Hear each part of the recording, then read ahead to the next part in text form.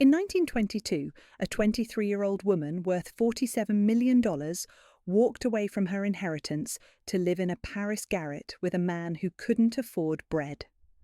Her father controlled 70% of American steel production. Her fiancé, approved, vetted from the right family, waited at the Plaza Hotel with a 7-carat diamond. Her mother had already ordered the wedding dress from Worth, and on the morning she was supposed to board the ship back to New York, Catherine Ashford sent a telegram with 6 words: "I'm staying. Don't come for me." This wasn't elopement. This wasn't rebellion with a safety net. According to the Ashford family papers archived at the New York Historical Society, her father's response was immediate and absolute. Complete disinheritance, effective within 48 hours. The trust funds, the railroad shares, the Fifth Avenue properties, all reassigned to her younger brother. Within a week, Catherine Ashford went from having access to the equivalent of $700 million today to exactly what her painter boyfriend had: nothing. This isn't fiction. This is what happened when the most ruthlessly controlled women in American history discovered they could choose differently. Because here's what makes Catherine's story impossible to ignore: she wasn't alone. Between 1919 and 1929, documented in society pages, court records, and private correspondence, at least 63 American heiresses from families worth over $10 million abandoned their inheritances for relationships their families deemed unacceptable. Not for other wealthy men, not for acceptable European aristocrats, for artists, writers, political radicals, men from entirely different social classes. Women who had been raised like precious merchandise, whose every moment had been choreographed toward advantageous marriage, suddenly making choices that destroyed everything they'd been built to become. What would make a woman who had never touched money because servants handled it, who had never been alone in a room because chaperones shadowed her, who had never made a decision more significant than which gloves to wear? What would make her capable of walking away from everything? The answer reveals something about power, about control, about what happens when you tell human beings they exist only as instruments of family legacy, about the moment when the cage becomes visible, and what those women discovered on the other side, the reality beyond the fantasy of artistic bohemia, the brutal economics of choosing love over money in 1920s Paris and New York. That's where this story gets complicated. Now I'm guessing it's late, past midnight, maybe pushing toward 2 or 3 in the morning. You're exactly where these stories live, in that space where your brain wants something substantial enough to engage with, but intimate enough to feel like a secret conversation. So here's what I want from you. Drop a comment telling me what year you think this reaches its breaking point. When do you think Catherine realizes what she's actually chosen? And hit subscribe, because we're going deep into stories like this, the moments when women in history made choices that seemed impossible. Let's go back to where this begins. You're standing in the ballroom of the Ashford Mansion on Fifth Avenue. It's November 1921. You're 17 years old, and you're wearing a white dress that cost more than most families earn in a year. The fabric alone was shipped from Lyon. 6 seamstresses worked for 2 months on the beading. You've been dressed by your lady's maid since you were old enough to stand still. You've never put on your own stockings. Your mother is watching from across the room. Not obviously, she would never be so vulgar as to stare. But you feel her attention like weight on your shoulders, posture, smile, the slight tilt of the head that indicates interest without eagerness. You've been trained in this your entire life. How to enter a room, how to hold a teacup, how to make a man feel brilliant while revealing nothing of yourself. The orchestra is playing Strauss. The air smells of hothouse roses and expensive perfume, and the particular scent of old money, furniture polish on antiques, aged wood, the faint mineral smell of marble. 300 people in this room, and you know exactly who matters. The families from the right neighbourhoods, the right preparatory schools, the acceptable last names. You've been introduced to the sons. You've danced with the appropriate ones. You understand, without anyone saying it explicitly, that you're here to be evaluated for marriage. Tonight, your parents will introduce you to Richard Huntington Pierce III. His family owns shipping lines. His grandfather knew your grandfather. The marriage has been essentially arranged since you were 14, though no one uses that word. They call it natural, appropriate, what everyone hoped for. And here's the thing that makes this moment devastating. You think this is normal. You think every woman lives like this. You don't know yet that there's an alternative. But in 6 months your father will send you to Paris with your aunt as a chaperone, because cultured young women of your class travel to Europe before marriage to acquire Polish and sophistication, to visit museums, to perfect French, to become the kind of wife who can host diplomatic dinners and know which fork to use at the ambassador's table. And in a studio on the left bank, you'll meet someone who sees you as something other than a vehicle for family legacy. That moment, when you first understand you could be anything other than what you were built to be, that's where everything breaks.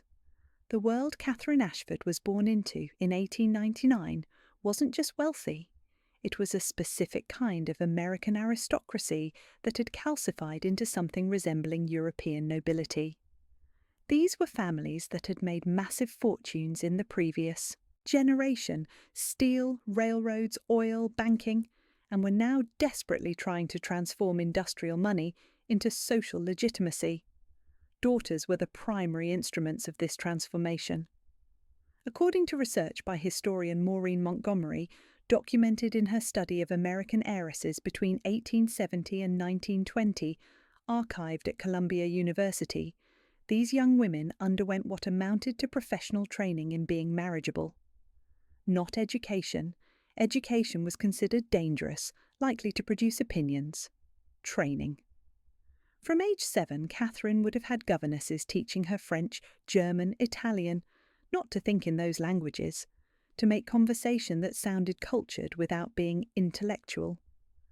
Dancing masters came 3 times weekly, posture specialists, voice coaches who taught her to modulate tone, to never speak too loudly, to end sentences with upward inflection that suggested deference. By age 12, the training intensified. She learned the complex social codes that governed her class: when to wear gloves, when to remove them, the 17 different types of calling cards and what each signified, the hierarchy of seating arrangements, the intricate dance of invitation and obligation that structured social life. She learned that women of her class never walked alone on the street, never answered the door themselves, never handled money, never made a decision without male approval. First father, then husband. The family controlled everything. Catherine's father, James Ashford, had made his fortune consolidating smaller steel companies into monopolistic control. According to business records preserved at Harvard Business School's Baker Library, by 1920 he controlled an estimated 70% of American steel production. His business philosophy was simple: eliminate competition, control supply, dominate markets. He applied the same philosophy to his family. Catherine had no bank account, no money she could access independently. Her clothing, her activities, her friendships, everything channeled through parental approval. She could request permission to purchase something, and funds would be provided if appropriate.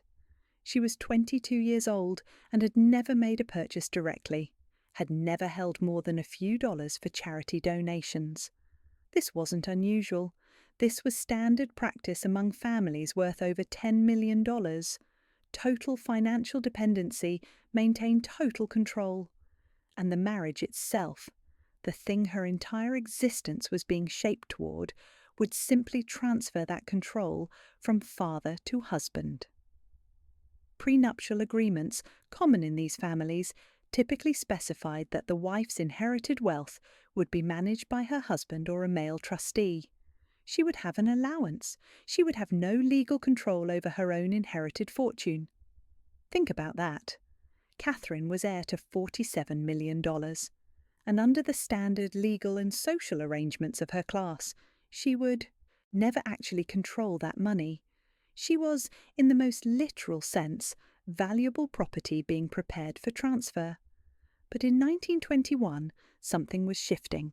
The First World War had just ended.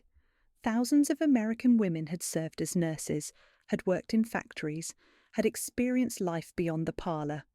Even for wealthy women who hadn't worked, the social fabric had loosened.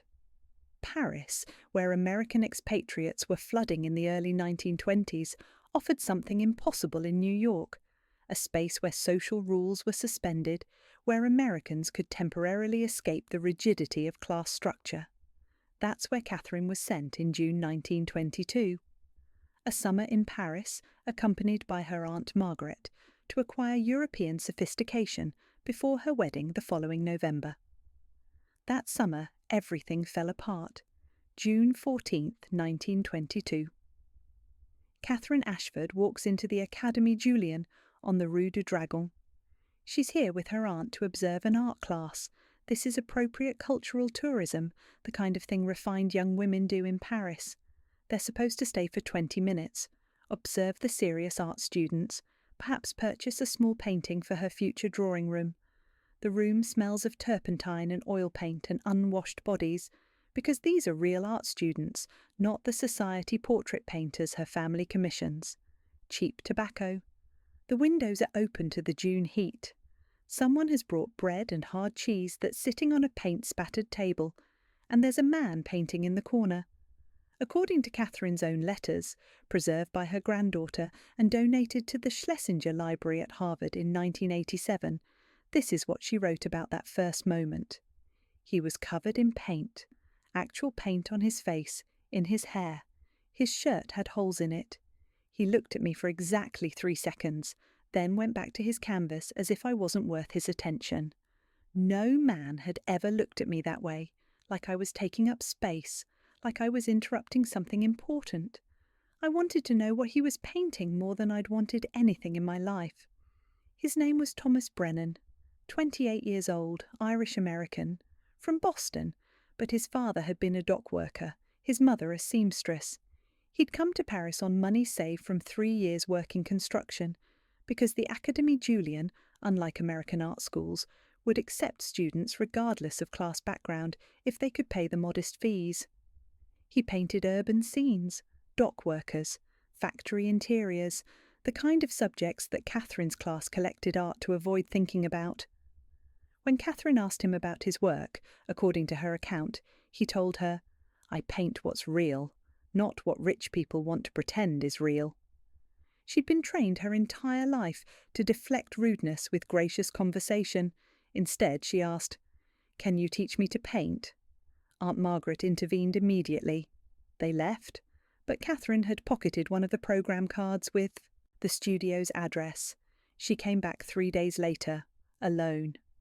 This was technically impossible. Women of her class didn't go anywhere alone, but Paris in 1922 offered something New York didn't. Enough chaos, enough crowds of Americans, that a wealthy young woman could slip away for a few hours. Catherine told her aunt she was visiting the Louvre with friends from the hotel. Instead, she walked to the Rue du Dragon. Thomas Brennan's response, according to her letters, "You're serious? You actually want to learn to paint, or you want to pretend you want to learn to paint?" She told him, "I don't know the difference. I've never wanted anything before. I've never been allowed to want anything." He gave her a canvas, cheap paints, showed her how to hold the brush. And for the first time in her life, Catherine Ashford did something that produced a result based entirely on her choices. The painting was terrible. She acknowledged this freely, but it was terrible in a way that was entirely hers. She came back the next day, and the next. Within a week they were talking for hours after she painted, about his childhood in Boston, about her childhood on Fifth Avenue. He couldn't comprehend her life, the servants, the social rules, the complete lack of privacy or autonomy.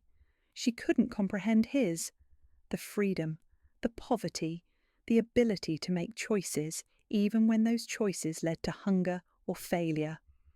According to her letters, he asked her, "What do you actually want to do, if you could do anything?"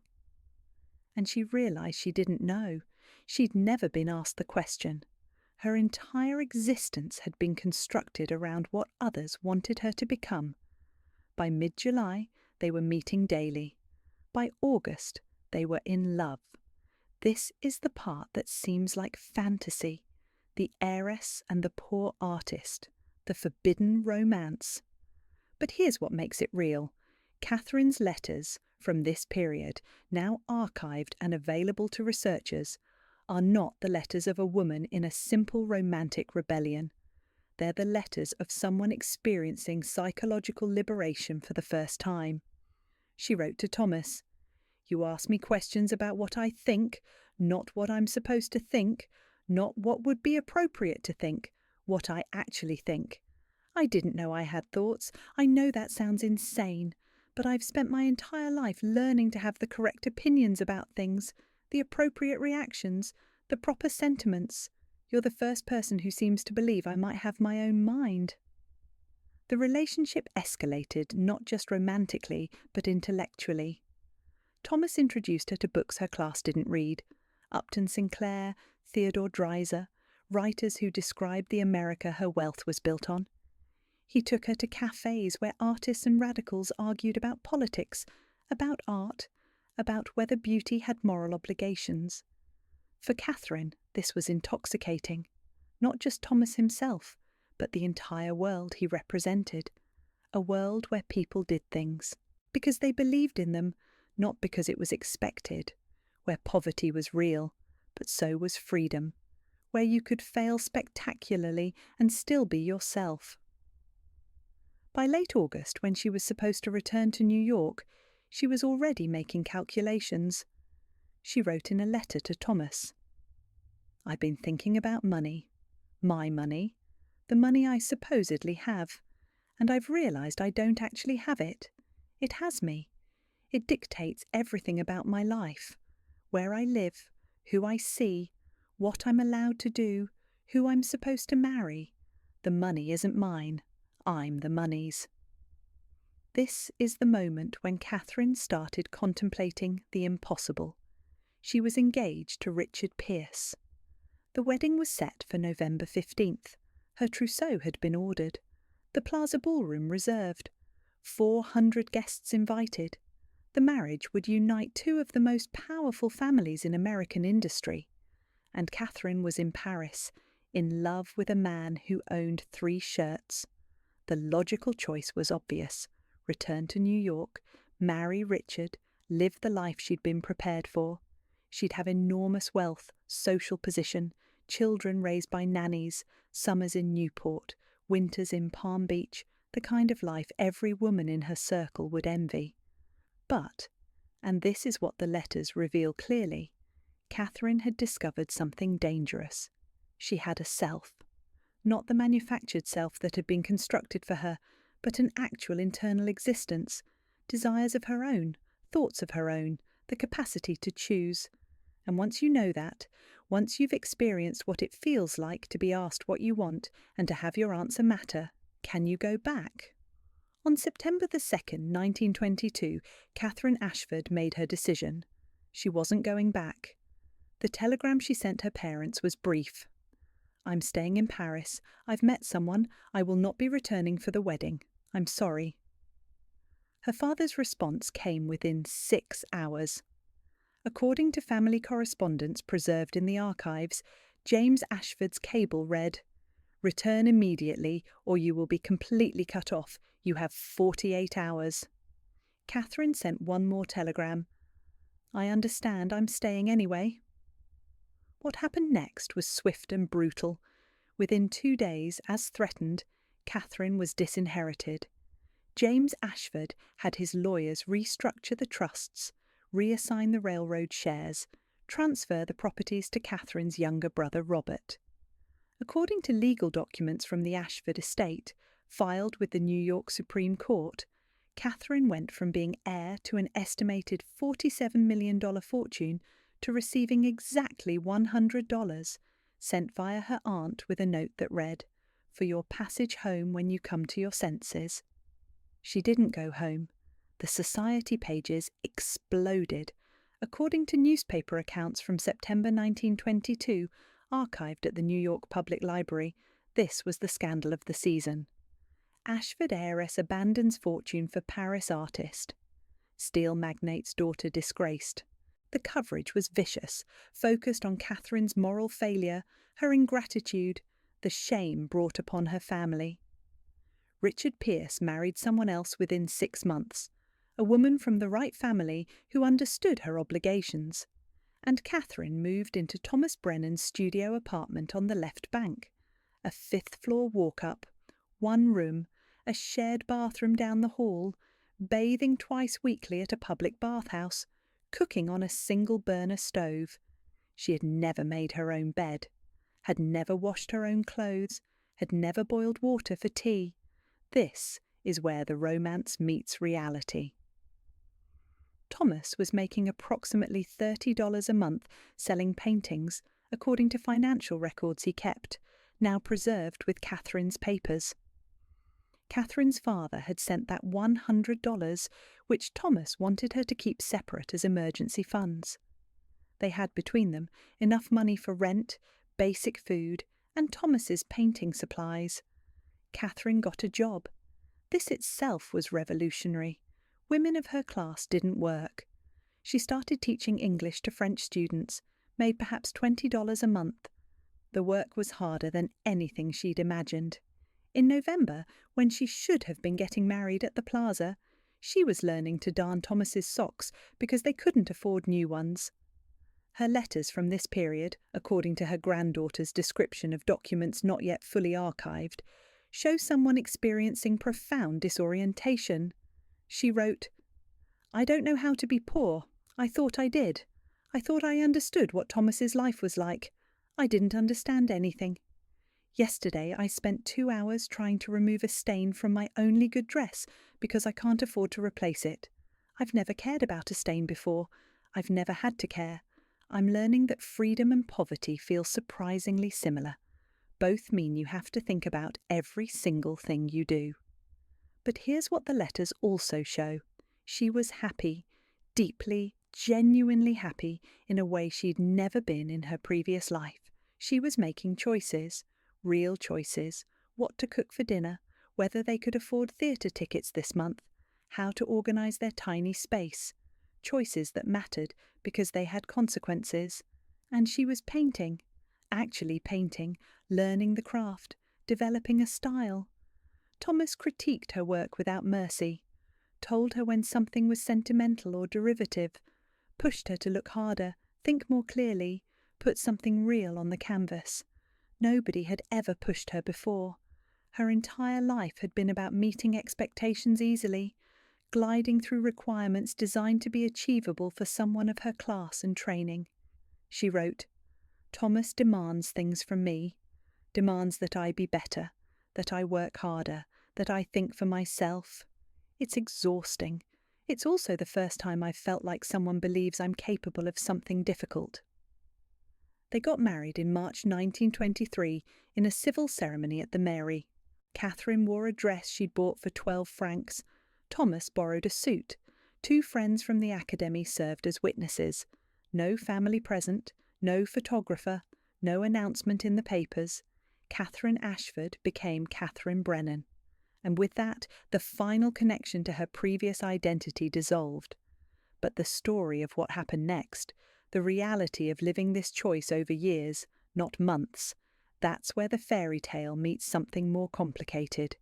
Because Catherine wasn't the only woman making this choice. And the pattern of what happened to women who did reveals something crucial about what they were actually choosing between. Between 1922 and 1925, according to historian Lisa Tiersten's research on American women in Paris, published by the University of Chicago Press, at least 37 documented cases exist of wealthy American women who abandoned significant inheritances for relationships their families opposed. Not all were artists. Some were writers, political activists, musicians, men from different religious or ethnic backgrounds. The pattern was remarkably consistent. Initial disinheritance, public scandal, the women working for the first time, living in conditions that would have been unthinkable in their previous lives. And here's what the historical record shows. Most of them stayed. Even when the romance faded, even when poverty became grinding, even when offered conditional returns to family money, most of them stayed. Why? Catherine's letters from 1924 and 1925 provide one answer. She wrote, "Mother sent another letter suggesting I could come home if I left Thomas, conditional forgiveness, a trust fund if I married someone appropriate. But what she's offering isn't freedom. It's just a more comfortable prison. I've learned what it feels like to own my own choices, even when those choices are difficult, even when they mean being hungry sometimes, or cold or exhausted. I can't unknow that." This is what makes these stories more than simple romance. These women weren't just choosing love. They were choosing autonomy, the ability to make decisions, even bad decisions, that were their own.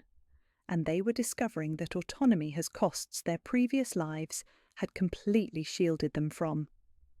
Catherine learned about economic vulnerability. In 1924, Thomas got pneumonia.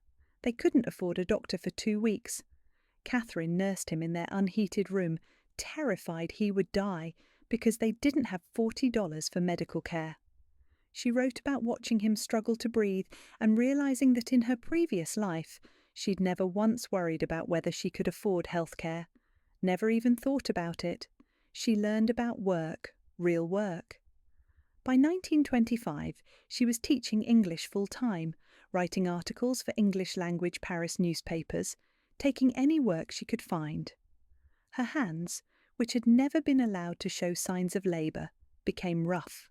She developed chronic back pain from the hours bent over a desk. She was tired in a way she'd never experienced before, but she was also painting. And, this is documented in exhibition records from Parisian galleries, she was getting better. By 1926, small galleries on the left bank were showing her work, not because of who she'd been, because of what she was creating. In 1927, Catherine had her first solo exhibition. Reviews in small art journals, archived at the Bibliothèque Nationale de France, noted a painter who captured urban poverty with unusual intimacy. Unusual because she was painting her own life now. The small rooms, the shared bathhouses, the women teaching English or taking in sewing or working in shops. She was painting what she knew. She sold 3 paintings, made enough money to heat their apartment for the winter. Thomas struggled more.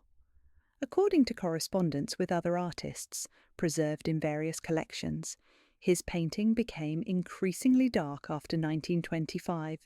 He'd come to Paris believing talent and dedication were enough. But the gallery system, the critics, the collectors, they were controlled by the same class that Catherine had escaped.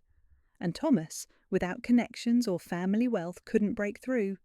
He sold paintings occasionally, but never enough. And there's evidence in Catherine's letters that this created tension.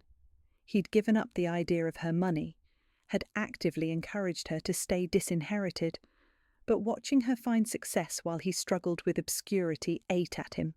She wrote in 1928, "Thomas told me yesterday that my painting is successful because I'm exotic, the heiress who gave it all up, slumming in Paris. That people buy my work because of the story, not because of the quality. It hurt because there's some truth in it. I can't erase who I was. Even in running from it, I'm defined by it." This is the complication the fairy tale version of these stories never addresses. Catherine had escaped her class, but she couldn't escape the ways her class had shaped her. The education, the confidence, the subtle ways privilege operates even in poverty. She'd learned to speak authoritatively, to move through spaces as if she belonged, to believe people would listen to her. Thomas had learned the opposite lessons from his childhood, and that shaped everything about how he interacted with the art world, with critics, with potential patrons. Catherine was learning that leaving wealth doesn't automatically mean leaving privilege, and that created guilt and confusion about her success, but she kept painting, kept working, kept making a life that was hers. In 1929, everything changed again. October 1929, the stock market collapse. According to financial records of the period, the Ashford fortune, based heavily on industrial stocks, lost approximately 60% of its value in 6 weeks. James Ashford, Catherine's father, died of a heart attack in December 1929. The family's remaining assets were tangled in debt. Catherine received a letter from her brother Robert. He was offering reconciliation, not conditional, just asking her to come home. The family needed her. Her mother was in poor health. The business was in crisis. Catherine and Thomas discussed it for weeks. According to her letters from this period, Thomas said, "Go, you should go. This is your family. And maybe they need you more than they need the version of you they wanted to create." She went back to New York in January 1930. Thomas stayed in Paris. They couldn't afford 2 tickets. What Catherine found in New York shocked her. The mansion on Fifth Avenue was being sold. Her mother looked 20 years older. Her brother was overwhelmed trying to manage a collapsing business empire while caring for their mother and raising his own children. Catherine stayed for 3 months, helped where she could, reconciled as much as possible with her mother, who admitted near the end that she'd admired Catherine's courage even as she condemned it. But here's what's remarkable. Catherine went back to Paris. She had the option to stay. Her brother offered her a role in the reduced family business, offered her money, offered her the chance to step back into wealth and security. She chose to return to Thomas, to the garret, to the struggle, because by then it wasn't about romance anymore. It was about having built a self that belonged to her. When Catherine returned to Paris in April 1930, she was 31 years old. She'd been married to Thomas for 7 years. She'd been poor, for 8 years. She'd learned to work, to save money, to make choices based on what she had rather than what she wanted. And she'd learned something else. According to her later writings, preserved in various archives, she'd learned that the life she'd been raised for, the life of comfort and social position, had been predicated on not thinking about the people who made that comfort possible. The factory workers, the domestic servants, the people whose labour created the wealth her family accumulated.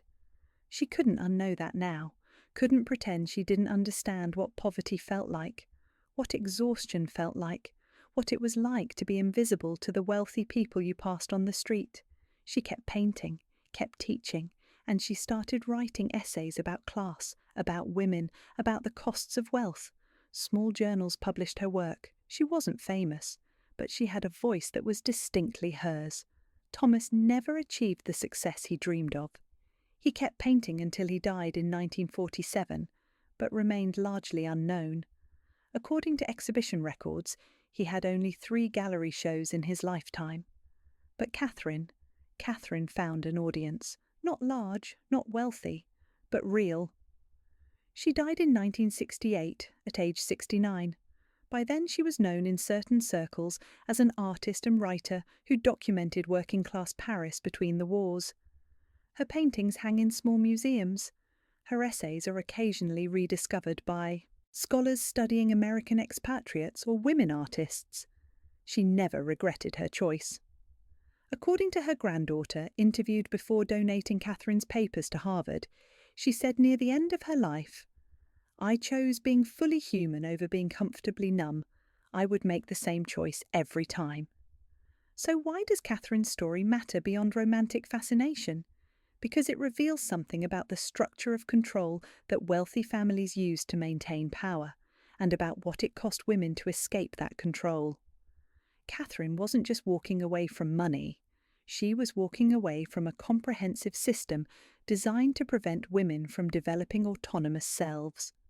The chaperones, the financial dependence, the social training, all of it was architecture designed to ensure that wealthy daughters functioned as instruments of family strategy rather than as independent people. And the punishment for leaving, complete disinheritance, wasn't just about money. It was about eliminating any safety net, any possibility of returning, any hedge against failure. Either you stayed in the system, or you had absolutely nothing. That's what makes Catherine's choice remarkable. She didn't have a plan B. She was walking away from $47 million with no guarantee that love would last, that Thomas would be able to support them, that she could learn to survive in a world she'd been raised to see as beneath her. She was choosing uncertainty over security, autonomy over comfort, the right to fail on her own terms over the obligation to succeed on others' terms. And this pattern, women choosing autonomy even when it meant poverty, continued beyond the 1920s. According to historian Jennifer Scanlon's research on women and economic independence, every generation has women who make similar choices, leaving wealthy families for partners or careers those families oppose, choosing work they believe in over family businesses, prioritizing autonomy over financial security. What's changed is that those choices aren't always about romantic love anymore. Contemporary women are making similar decisions about career paths, about refusing family money that comes with strings attached, about building lives that their families don't recognize as successful. The fundamental question remains the same. Is comfort worth the loss of autonomy? Is security worth never knowing what you're capable of becoming? Catherine's answer was no, and she lived with the consequences of that answer for 46 years, through poverty, through struggle, through obscurity. But she lived as herself. That's worth thinking about. In an era when we have more choices than Catherine ever dreamed of, when women have legal rights to their own money and can make independent decisions without disinheritance as automatic consequence, we still face versions of this question. What are we willing to give up to be fully ourselves? What costs are worth bearing to make choices that are genuinely our own? Catherine's story doesn't provide easy answers. It shows someone who made an extreme choice and lived with both the freedom and the cost of that choice. She wasn't always happy. The poverty was grinding. The obscurity was frustrating.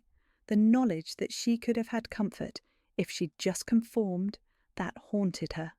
But she was free. Free to choose badly, free to struggle, free to succeed on her own terms, however modest those terms were. And in her letters, in her paintings, in the life she built, there's this consistent thread of gratitude, not for what she'd escaped to, but for what she'd escaped from.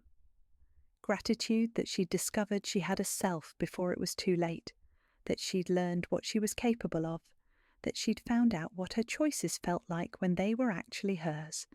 Maybe that's the real luxury, not money, not comfort, not security. The luxury of knowing that the life you're living is genuinely yours, that you chose it, that even the struggles are yours. Thanks for spending this time with me, deep into the night, thinking about a woman who made an impossible choice nearly a century ago. If Catherine's story stirred something in you, hit the comments and tell me, what would you walk away from for the freedom to be fully yourself? What price would you pay for autonomy? These stories matter because they show us that other people have faced impossible choices before us, that women throughout history have stood at crossroads where security and autonomy pulled in different directions, that these choices have always been hard, and that sometimes, not always, not even usually, but sometimes, choosing the harder path leads somewhere worth being.